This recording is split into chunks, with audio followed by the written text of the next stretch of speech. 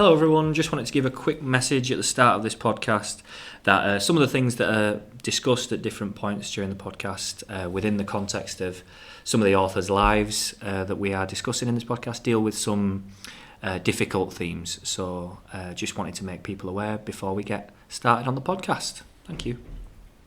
Hello and welcome to a special episode of Team English Talks. I'm Ms Owens, and today with me I've got Mr Steele. Hello. Ms Weston. Hello. And Mr Brough. Hi. And Mr Steele is about to tell us why it is a special episode. This is the very core of my soul, Miss Owens. You know this. It's because we are doing our very special Bradford City of Culture 2025 podcast. And I think me and Mr Brough, you two are adopted Bradfordians, aren't you? Yeah. But me and Mr Brough, I think, are especially proud that our city is finally being celebrated on the national stage. Yeah, I've lived in 3 BD postcodes. Oh, How many have you lived in? I've only got the 2, Mr Brough. But yeah, it's so pleased to see our city being celebrated like this, and so pleased that we can contribute to it. So we're going to talk about a few of our some under-celebrated literary heroes, aren't we? And some more well-known figures. So it's going to be fun, really, really good. Yeah, so shall I start us off then? So we're going to go with... You have the most famous one, I think. We're going to go with Anne Brontë. So I've gone with the one who's probably not as famous as her sisters.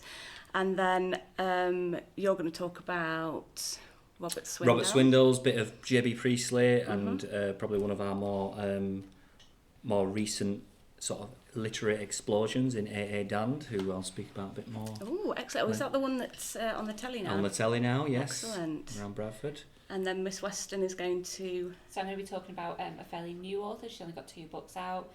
Sairish Hussain, who is a author born and bred in Bradford, and she also writes about Bradford. So. I mean, looking at the books, they're beautiful, aren't they? Yeah, absolutely I'd pick gorgeous. those up. And I'm very excited to talk about her because I only discovered her when we were looking for Bradfordian authors, and I'm very pleased I did. Ooh, excellent. And then Mr Brough can barely contain his excitement because he gets to talk about one of his favourite subjects. Nah, what is it?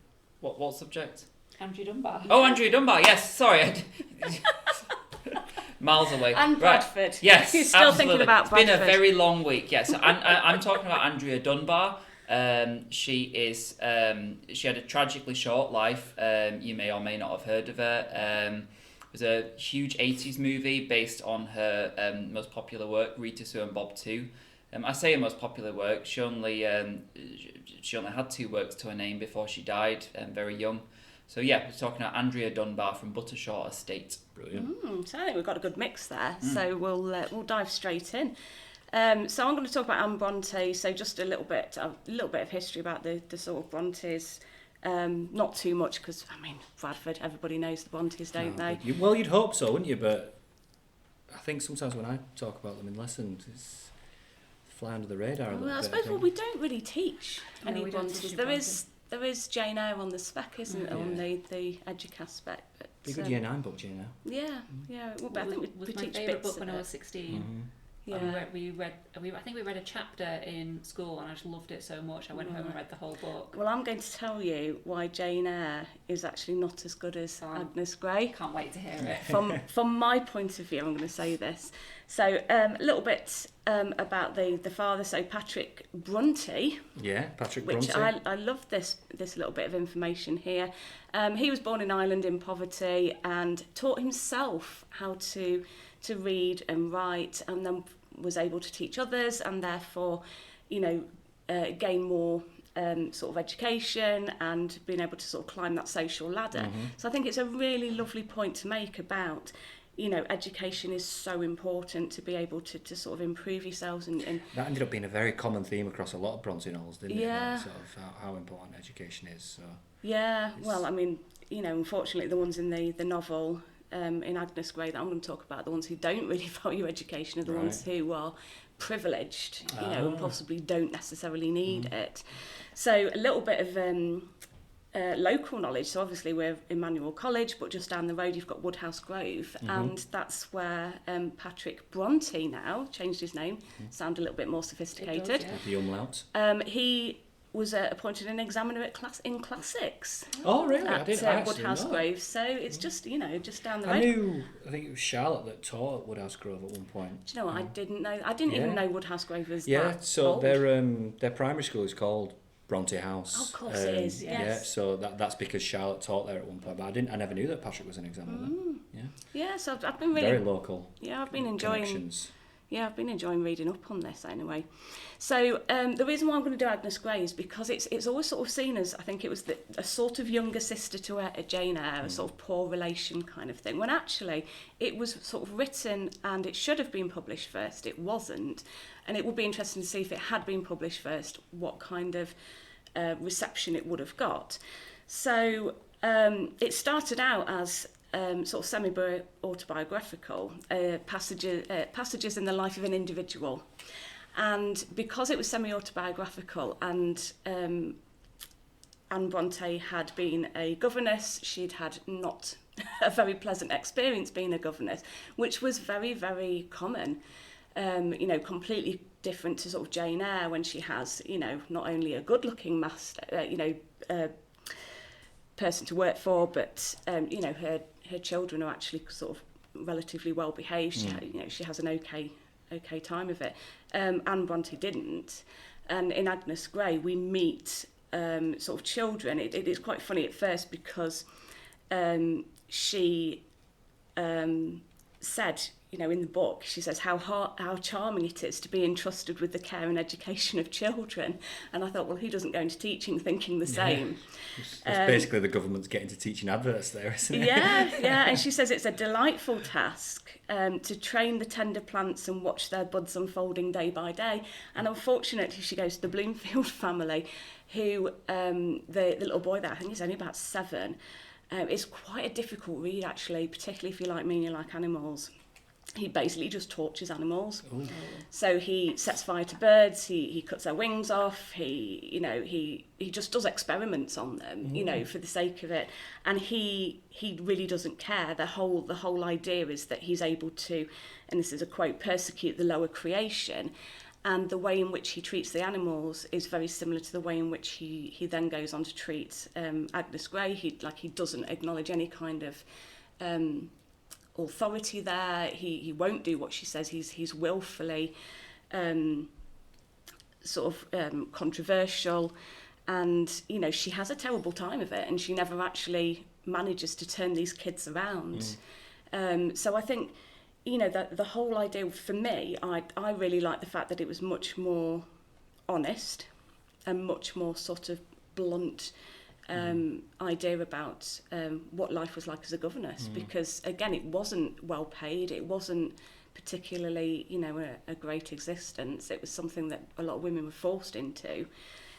So is Agnes Grey, because her family are sort of on the verge of sort of losing everything. So she goes and gets herself a job to support a family.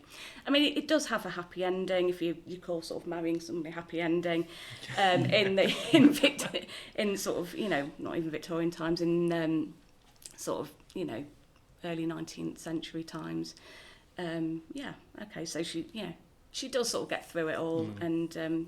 Do you think that maybe contributes to why it's seen as like the less appreciated version of Jane Eyre, in that perhaps it has that less idealised depiction of I think what so. a governess's life was like? Yeah, I think you've got this whole idea, because people just want to think that it's a wonderful job, particularly looking back at from a historical point of view. Oh, how lovely to be a governess, and just to live with the family and to raise these delightful children, and then the reality would be very, very different. But this is a wonderful quote here that Agnes Grey actually says, and it sort of stuck with me, because I mean, me and Ms Weston were talking today about how when you get tired, you can't string a sentence together, and you struggle. And she says, I always lacked common sense when taken by surprise. And it's that sort of thing. Somebody asks you something, you just go, I don't know.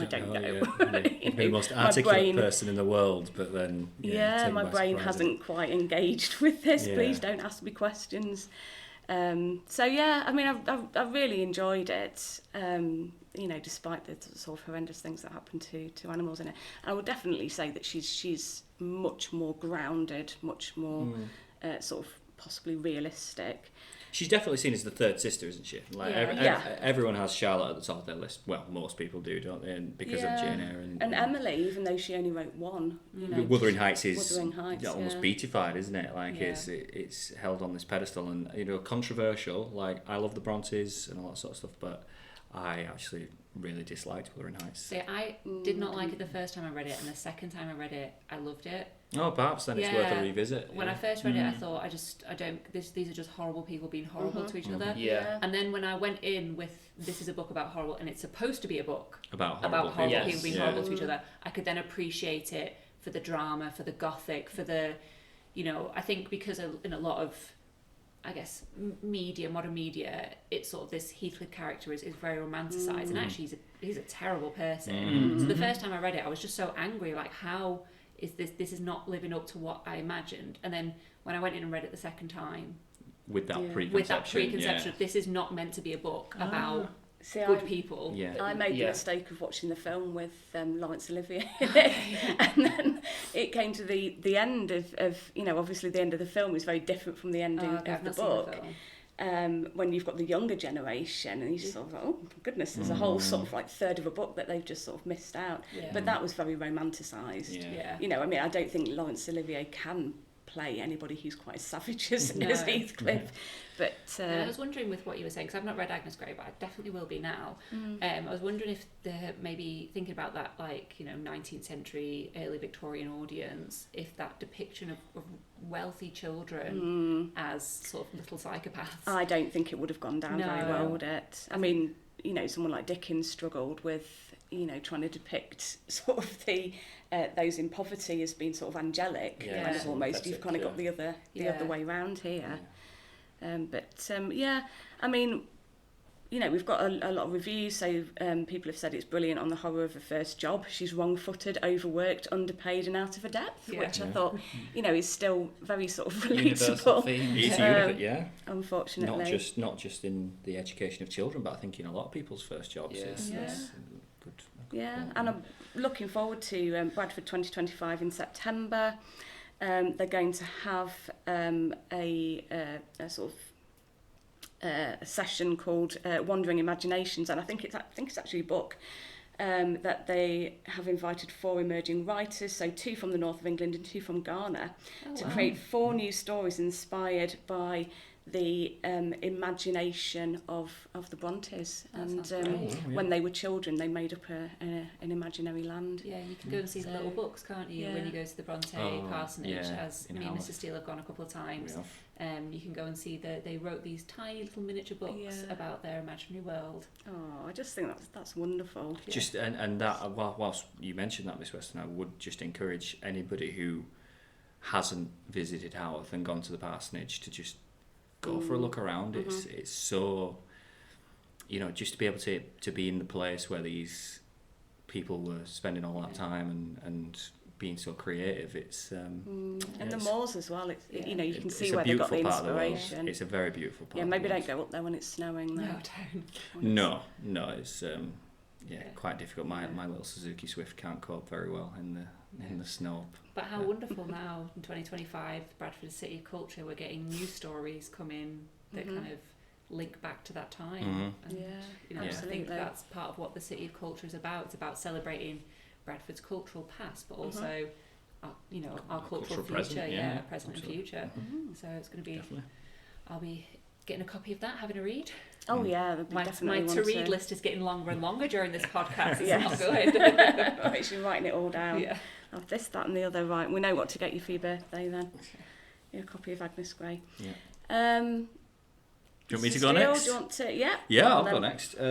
So when we were deciding who to write about on this, didn't we? Obviously, our thoughts immediately turned to the Bradford authors that we teach in this school. I always think it's very important that we do celebrate Bradford's literary past as a school. I think it not only does it help some students connect with the literature a bit more, but I think it's just important to realise that people who are from this city can create things that can be studied in a school. So I want to talk about a writer that we do obviously teach at Emmanuel, but it's someone that I I've read his books since I was much younger than the students at Emmanuel. I remember reading a couple of his books whilst I was at primary school and studying a couple of his books whilst I was at primary school. It's Robert Swindells. Those of you who are listening may recognise him as the author of Stone Cold, our book that we teach with Year 9 about... We used to do Abomination as well, didn't we? That must be before my time, that one, Miss Owens. But Stone Cold, the Book of Link, a young man from Bradford who finds himself homeless and ends up moving out of Bradford to London and facing many challenges along the way, shall we say. The first book of Robert Swindells that I ever actually read was a book called Room 13. I remember doing it at primary school. That was set in Whitby, actually, and it's about like obviously Whitby connected with Bram Stoker, the sort of original writer of Dracula and that sort of creation, that entire sort of vampire genre kind of thing. And we were on school trips to Whitby and things like that, and Room 13 was a fantastic read. Brother in the Land as well. Anyone read Brother in the Land? I have, yeah. Yeah. Got a copy on my shelf. Horrific post-apocalyptic book set in a town called Skipley. So Skipton and Shipley there, I think, being melded into one, and has some absolutely, harrowing descriptions in that, but a very enjoyable book.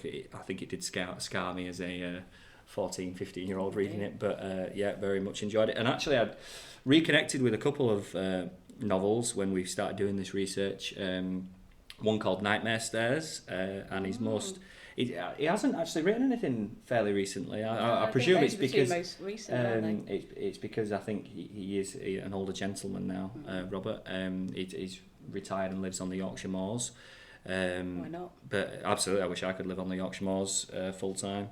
But yeah, Blitzed was and I actually really enjoyed Blitzed. Story of Georgie who goes on a trip to Eden Camp. I love Eden Camp. Always smells like McDonald's barbecue sauce is what I think. It does, it smells like McDonald's barbecue sauce. And he's massively interested in World War II. And he goes on a school trip to Eden Camp, and whilst he's in the midst of one of the recreations of a bombed out house, he falls through a slip in time and finds himself in the midst of the actual Blitz in London. Well, that's a poor do, isn't it? It is a poor do, and it's about his... Sorry, I was just going to say, this seems like quite a common theme in his books, doesn't it? Sort of war imagery. Well, he was in the RAF. That's why then, right. Yeah, he spent a lot of time in the RAF. Was in the RAF 3 years actually, and 2 of them he served in Germany. So, he's got that connection with the armed forces. So it is a common theme across a lot of his books. And I think people feeling out of place and being out of place is a very common theme in his novels. I don't know whether that's something that perhaps is, indicative of maybe, I don't know, a young man or young person growing up in Bradford, perhaps feeling out of place in different parts of the world. But, very easy reads, very accessible reads. And I think for young people to just sit down and enjoy a book that's easy to get through, I think Robert Swindells is... Even though they're easy page turners and, I think the subject matter he deals with it, he treats his audience with maturity. Absolutely. I think that's one of the things I really like about him is that, you're not going to have bits of dense description where you don't understand the words, but you're going to have someone who's writing about topics that are quite dark and are quite... Going to say he doesn't shy away with it. So, for example, this weekend I watched Adolescence, and it kind of reminded me of one of Robert Swindells' books called Branded, where basically... the older brother does something very unpleasant, gets sent to prison, and the whole family themselves get branded because of what he did. Yeah. Mm-hmm. And they have to move, and then so they move, I think it's somewhere down south, and then there's a trip to Brontë country, and he has to decide, the younger brother, whether he goes or not. Is he going to be recognised, that kind of thing. And it just made me think about how one thing that one family member does kind of stays with the whole group, and that idea. So he was exploring that a long time ago. Yeah, I think that's a really good point. That idea of that, whilst you can access it really easily. And it's a good point to sum up Robert's They're not Robert's comfortable work. reads. They're not comfortable. They? It makes you confront your attitudes to certain things. Like obviously Stone Cold, you sort of attitudes towards homelessness, brother in land, like how would you survive after, you know, an apocalyptic event, and sort of how would you treat people that you wouldn't necessarily mix with in certain scenarios, whilst also just having some really sort of, I don't know, gripping sort of horror kind of stuff, like the Room 13 and the Nightmare Stairs kind of thing. Nightmare Stairs is not literally about someone who's scared of stairs. It is about a young girl who is having nightmares that it turns out are connected with her deceased grandmother, and she's sort of like living through her grandmother's life in the lead up to her death, and it always involves stairs. I'm not going to give anything too much away, but hopefully they had a stair lift. Well, not in this book, unfortunately. That might yes, have been the problem, then. That's maybe why the stairs were such a nightmare. No, he's very accessible author, and I would recommend him to anyone. I think he's worth celebrating as part of Bradford 2025. Yeah, I certainly enjoy teaching Robert Swindells. And I think a lot of our students enjoy getting on board they like with it. the sort of, you know, the sort of grittiness of it. And I always enjoy reading it to them because it feels a lot more authentic being able to read the link chapters with a broad Bradford accent. Yeah. Unlike, you know, when we're reading A Christmas Carol and Scrooge has got a Bradford accent, and when we're reading Of Mice and Men and George has got a Bradford accent. At least it feels more authentic when we're doing Stone Cold. Well, I mean, it makes Of Mice and Men feel more authentic to students than That's the it, Bradford yeah. accent. Well, my George and Lenny both have a Bradford accent, but they're slightly different. Slightly different. Working on it. I think just I did mention it in the beginning.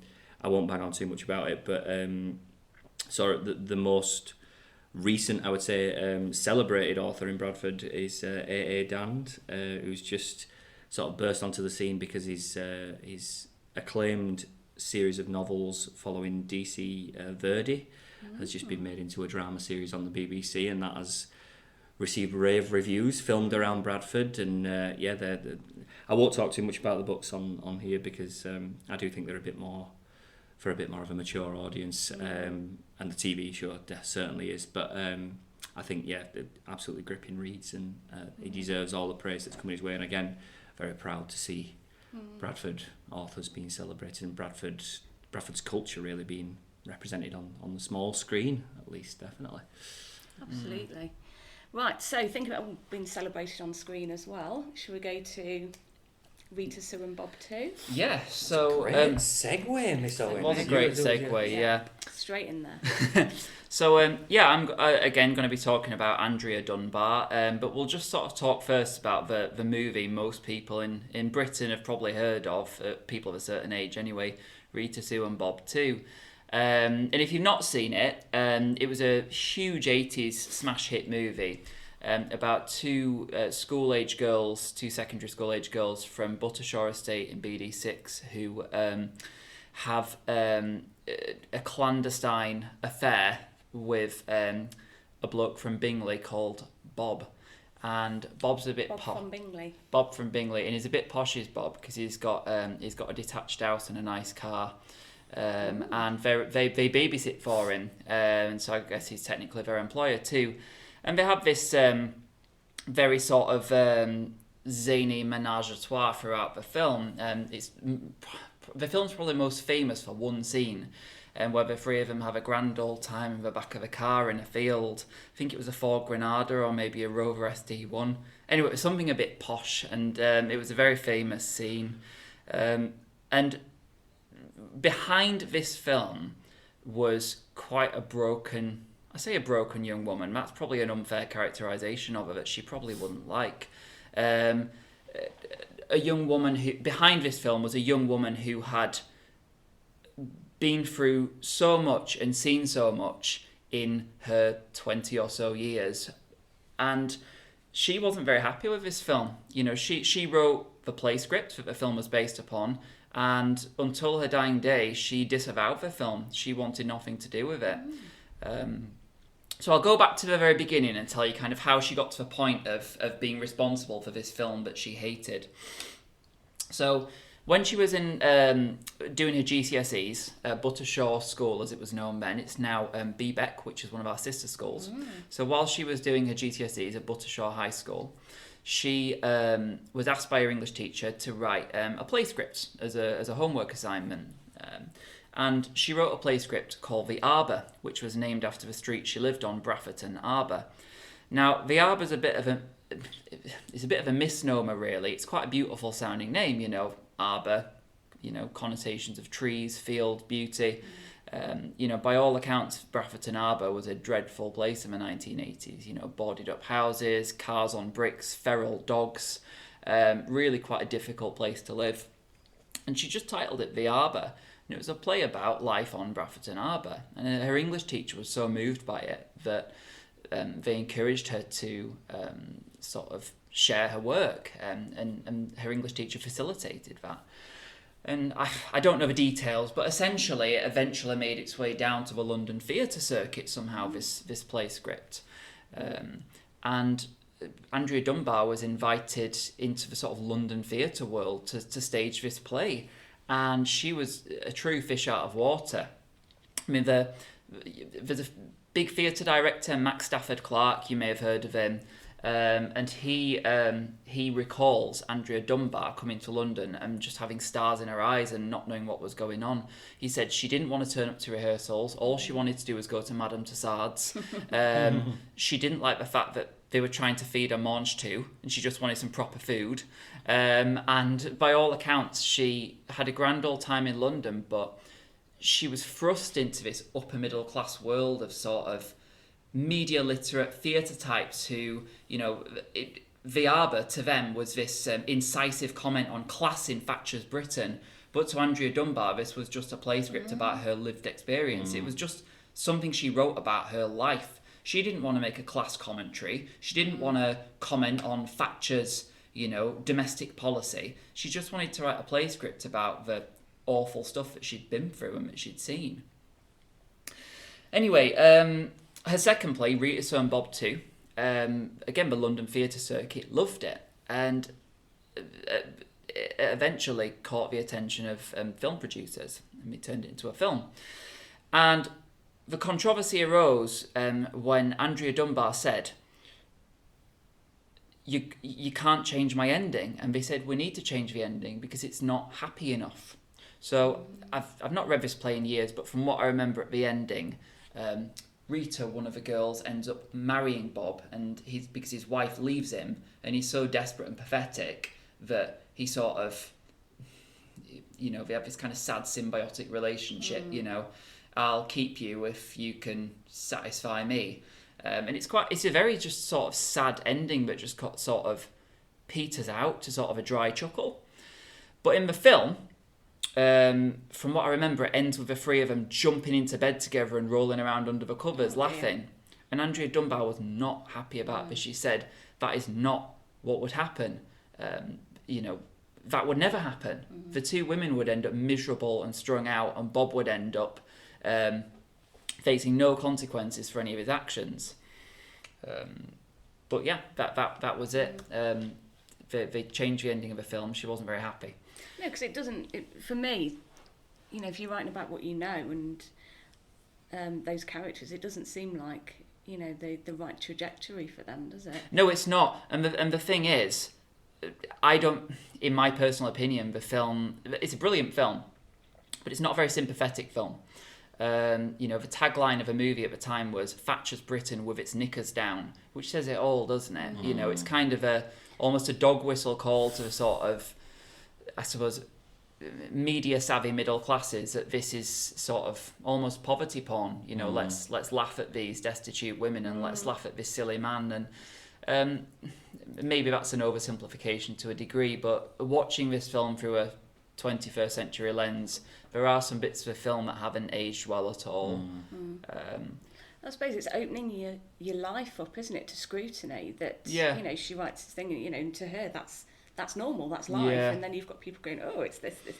And this is it. You know, And I think as well the film like has, I mean, I've not read the play, but I have seen the film, and I think the film very much sort of treats it as like a joke, and from what I've read of Andrea Dunbar, and what I've discussed with you and heard about you, it sounds like, you know, this is supposed to be a film about, you know, like it's a hard life, and it kind of makes it out to be a bit of a joke, and like the kind of girls are a little bit in on it, and actually it doesn't really, I know she didn't want it to be class commentary, but it doesn't really address the fact that they are sort of a little bit exploited, and they are exploited. Yeah, and I think that, you know, knowingly or not, she was sort of writing about the life she knows, and that kind of exploitation of girls like her. And this is exactly it. And it almost ended up, you know, life imitating art, because Andrea Dunbar, she'd written this play based on her personal experiences. You know, she herself was, I believe she was a teenage mother. She had several children to different fathers, and a very, very hard time. You know, one of her children was born to, I think, a second generation Pakistani immigrant father. And she had a hideous time with racism on Buttershaw Estate, raising this child. This was Lorraine. We can come on to her in a minute if we have time. But she had a really difficult time with racism, struggling to raise 3 children. And again, the play sort of sadly reflected her life. Max Stafford Clark, the director, you know, he said it was a struggle even just paying Andrea Dunbar for her work, because he couldn't send cash to her house because it would be stolen. He couldn't wire her cash because she had no means of accepting it. And so he had to get cash to her via the post office. And even then, you know, she couldn't keep hold of the cash because she was constantly having it stolen or lending it to other people. You know, Andrea Dunbar died in poverty on the bathroom floor of a Beacon pub in Buttershaw. She suffered a sudden brain aneurysm. Her life was pretty bleak, and she died penniless, you know. And unfortunately, she ended up ostracised from the people on Buttershaw Estate, from what I've read, because a lot of people on Buttershaw were of the impression that she was sort of impossibly wealthy, and that she'd struck it big, and that she'd become a millionaire because her name was in lights around the country, and actually her life hadn't changed at all. Probably one of those figures that ended up like just isolated in all circles. Yes, she was just chewed up and spat out. Couldn't fit in the new world that she was thrust into, and then no longer belonged in the world that she came from, because people viewed her as something that she wasn't. Yeah, absolutely. And and you know, if you read the play script for Rita and Bob too, these are her own words. It's written in Bradford vernacular. You know, she wasn't trying to put on a performance, or she wasn't trying to sort of romanticize it. These were her own words, exactly.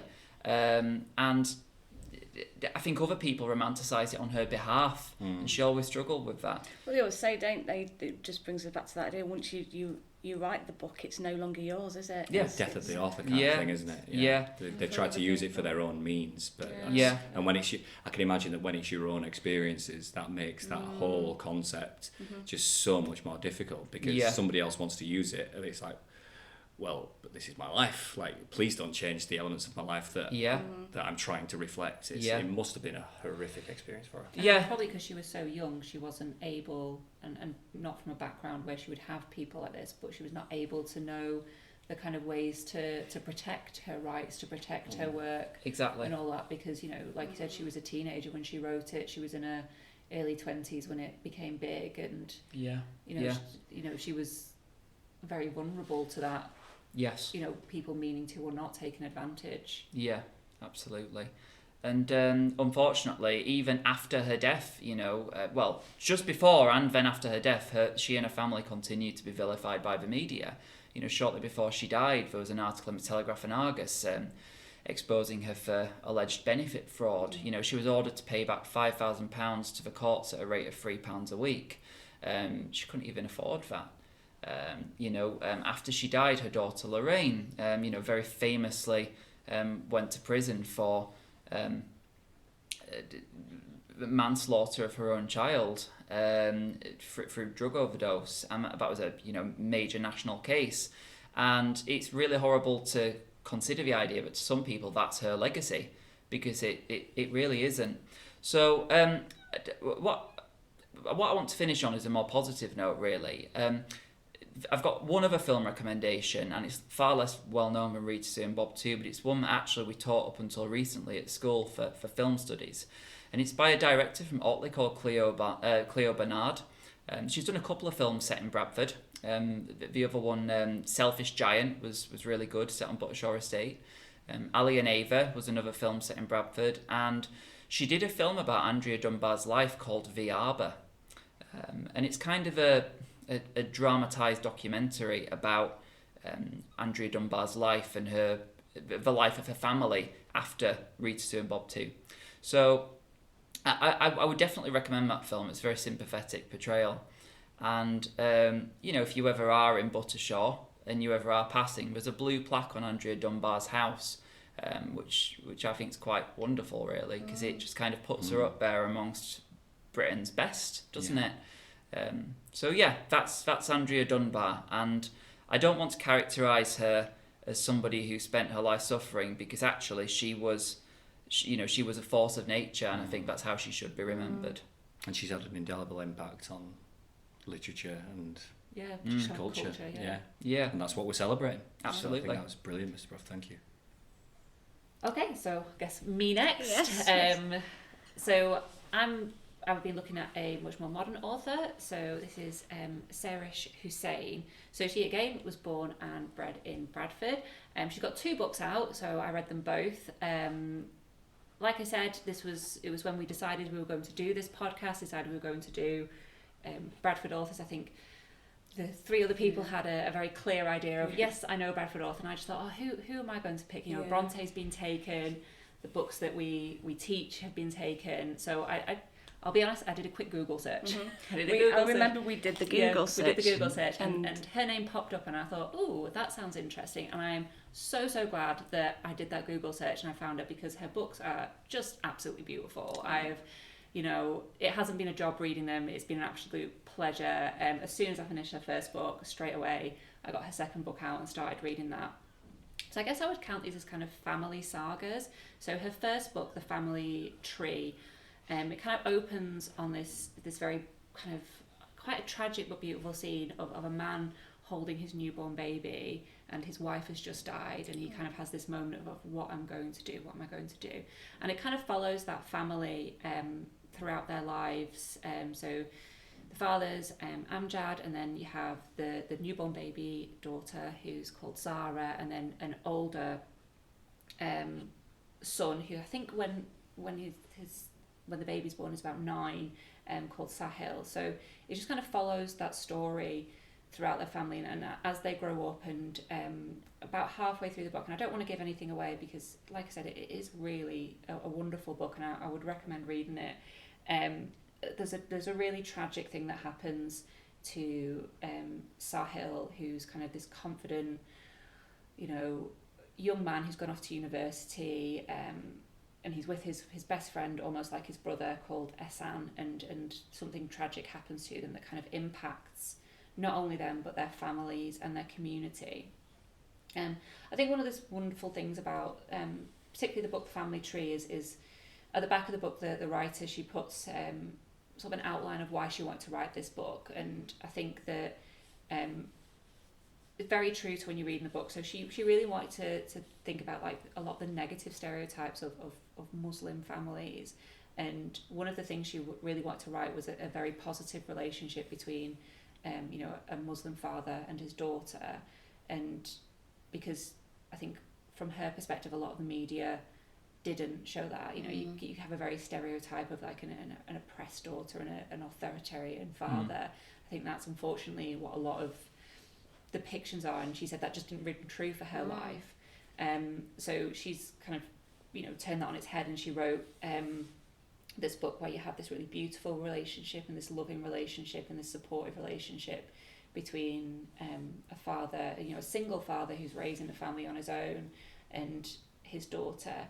Again, and this kind of comes from the letter that Sairish wrote at the end of her book. It's the family are Muslim, and that is part of their lives, but it's not about them being Muslim. It's about a family and how they weather the storms of life, how they weather tragedies, how they celebrate joys, how they grow together, how they things that aren't said that should be said, and all of those things. And I think that I'm not Muslim, so for me, I still still was enthralled. I still love these characters, and I think before I read this book, The Family Tree, I have to say I was on a bit of a reading drought. I just couldn't get into a book. I was finding it really hard, and this definitely got into it because I really cared about the characters. I really cared about what happened to them. I got frustrated with them when they didn't say what they meant. I got, upset when, something terrible happened to them. I would do that whole thing of like, oh, it's 10:30. It's probably showing how old I am now. It's 10:30. I should go to bed. 10:30, that's late. Yeah, but I'm just going to read one more chapter. So it was really good. And I think, she was shortlisted for the Costa Book Awards, and I think she deserves, praise, and this deserves to be read, Family sagas, I love a family saga, but I think there's quite a lot of rubbish out there that's not very well written, but this is so well written. The characters really speak to you, and you, like I said, you just really get involved in their lives, and it kind of, by the end of it, I was like, what am I going to do without these characters? I kind of had that moment where you put a book down, you go, oh, that's the end of the book. So yeah, really great. In terms of its relation to Bradford, I had quite a lot of fun working out where in Bradford it was set, and I eventually worked it out because they mentioned Thornbury Roundabout, so I was like, oh yeah, I did think it was in that area, because that's I used to work around there, so I know. By the big Odeon, the big Agra. By the big Odeon. So I think that, and another thing I like about, if we're thinking about Bradford, is she writes about Bradford with a fondness, but also a realism. Yeah. It's not romanticised. No. But it sort of isn't, oh, Bradford's terrible, it's just full of poverty. It's a trap that too many people fall into. Yeah, and I think that, there is a recognition that there is deprivation, that there is problems, but also that there's community and there's life, and then there's, it's so much more than negative news stories. And I think she makes that clear. And I think that's probably because she herself is from Bradford, so she knows the reality that things aren't perfect, but where is, and she has a fondness for the areas, for Bradford, and I think that comes through. And I'll just quickly talk about her second book, called Hidden Fires. So it actually opens up on the night that Grenfell Tower burnt down.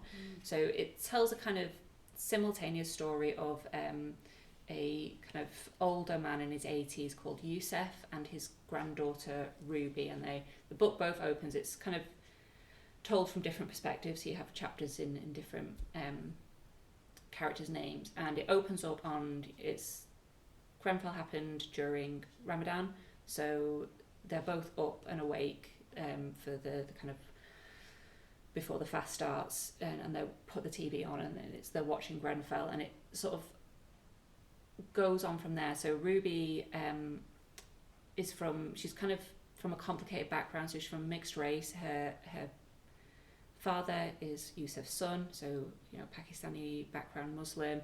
Her mother is white British, so she's kind of got a lot of confusion about like where she's from, where she belongs. Her mother's also got a long-term chronic illness, so she's got a lot of identity problems. She doesn't really feel like she fits in, and her parents have to go over to Spain to hold the funeral of her maternal grandmother, and she's sent to Bradford. So she's from Manchester. She's sent to Bradford to live with Yusuf while they are in Spain.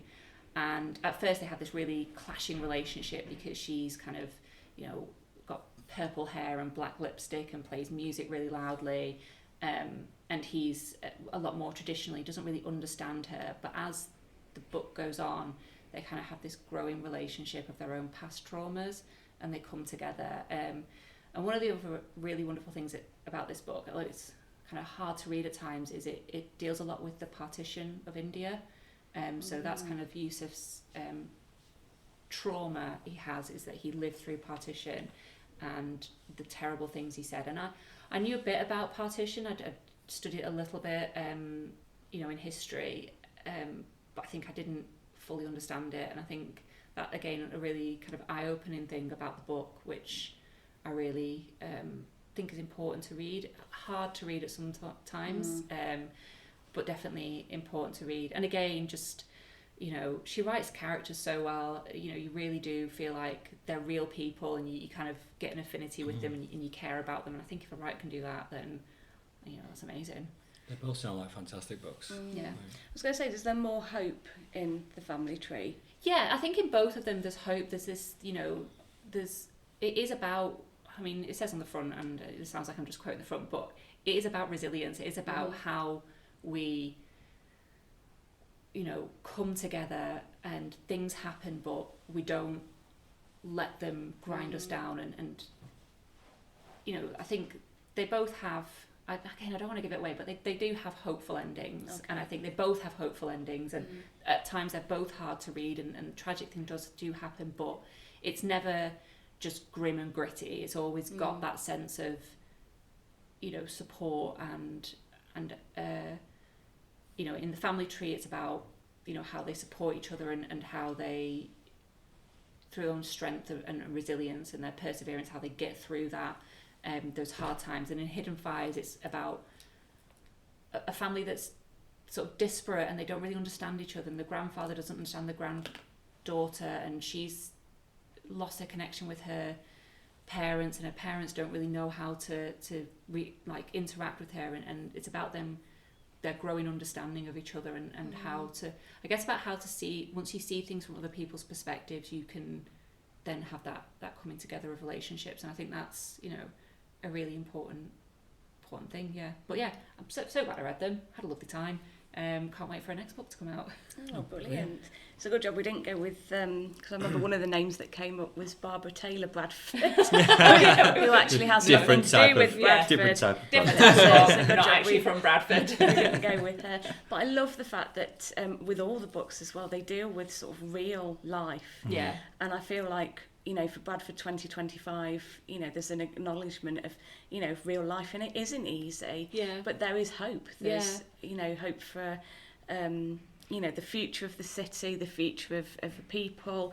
And, you know, one of my favourite things is that the Media Museum's just opened again. Yeah, absolutely. And they do have, is it a statue of Feathers McGraw? Or they've got the wrong trousers? They've got the wrong they? trousers with Feathers McGraw on top. Yeah, I going think down we the wall. definitely need a department day out. Absolutely. And obviously outside, the much less exciting than Feathers McGraw, the statue of J.B. Priestley outside. Oh, yes, of course. And then round the corner you've got the Alhambra, where they regularly show in spectacles. Yeah, and, you know, I mean, I think that all leads into this idea of, you know, we should celebrate what we have got in Bradford, and, you know, the you know, the redevelopment of the city centre is ongoing, and it looks like it's coming to an end, and it, you know, there's some fantastic things that have happened there. Bradford Live is now, looks like it's on the verge of opening in the autumn. Yeah, you know, the Alhambra has been there, like, it's one of the oldest, you know, it's a like beautiful theatre. theatres that we've got in England. And I think it was the first time Hamilton's been performed outside of London. Yeah, and just having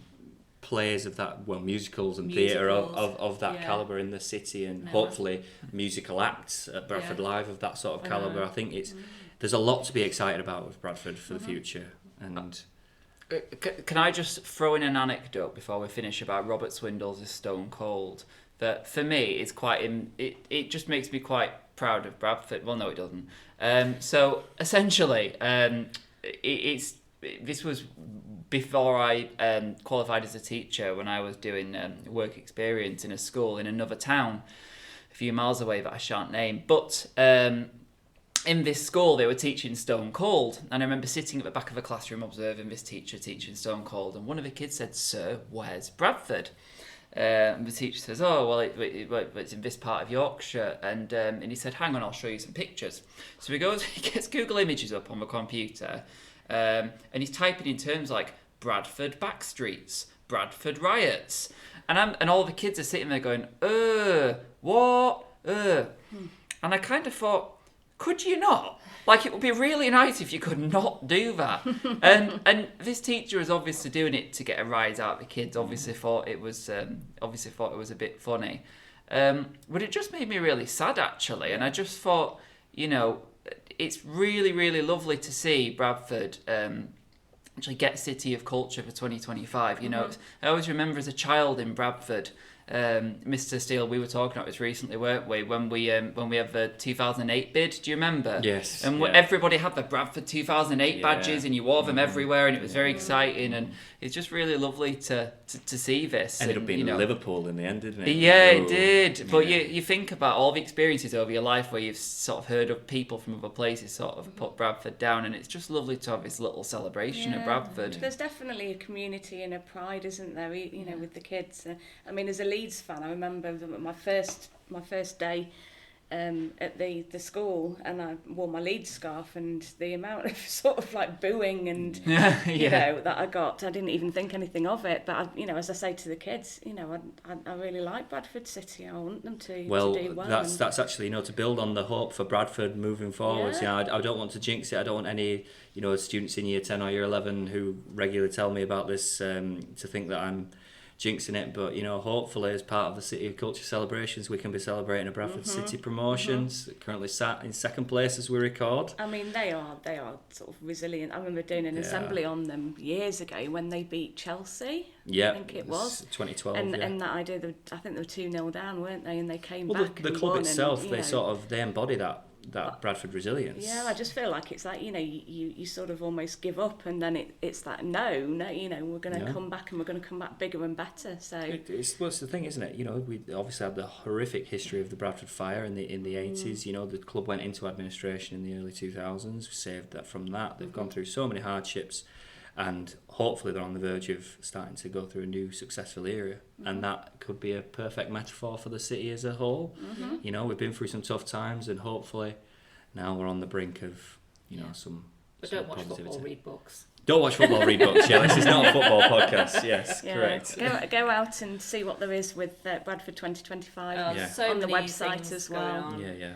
Have a look. It's really exciting, isn't it? We'll keep promoting it as a school as well, and we'll keep being abreast of all the things that are happening as part of the celebrations. Yeah. Don't forget we've got all those free books. Yeah, absolutely. Yeah, Head down to the library. The library, we've got lots of books that we're donating as part 100 free books as part of City of Culture. Yeah, fantastic. Really good books as well.